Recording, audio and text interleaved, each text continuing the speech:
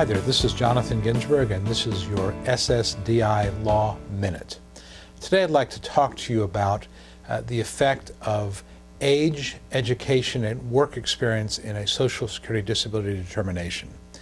Social Security has all these very specific rules about disability and all these terms of art, but at the end of the day, they are aware of the real world limitations for somebody who, as they get older, have difficulty getting into the workforce. So, for example, for Social Security purposes, a person over the age of 50, a person with a high school or less education, and a person with limited work experience is going to be given a little extra consideration, a little bit extra help when it comes to a disability determination.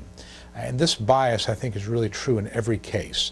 In fact, Social Security has built this bias towards older, less educated, less skilled workers into something called the GRID rules, or the medical-vocational guidelines.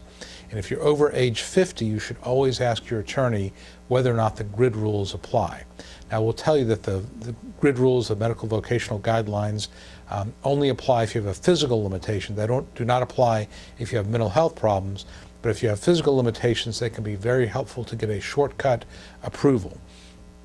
And here are some examples. And I'm going to give you a link to a website I've put together that sets out the GRID rules in detail. GRID Rule 201.09 says that you're disabled even if you can do sedentary, which means sit-down type of work, if you're age 50 to 54, you have less than a high school education, and you have an unskilled work background. So, in other words, even if the judge finds there is work you can do, Social Security recognizes that a 50-year-old with limited education, limited work experience is going to have a really hard time practically getting a job.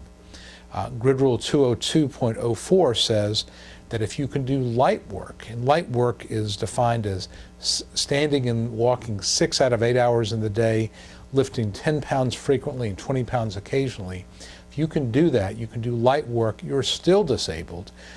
If you are a high school graduate, you have unskilled work experience, but you're age 55 plus. So even if you're a high school graduate, you've got no skills and basically nothing to transfer into a new type of job, you're still found disabled, even if you have physical capacity to do light work. That's actually pretty amazing if you think about it. So again, if you're over age 50, always consider the GRID rules, always look at them. Sometimes you need to be a little creative, because if your primary issue is mental health, it's depression, your attorney needs to look to see if there's a physical element going on there as well, or to argue that even if the impairment is a combination physical and mental, you should use the GRID framework to find you disabled because of Social Security's recognition that somebody over the age of 50 or 55, the older you get, the less likely you're going to be able to find work in the workforce. Hope this has been helpful. Need more information, please visit my YouTube channel, my website, or my blog, or pick up the phone and call me. Again, this is Jonathan Ginsberg for the SSDI Minute.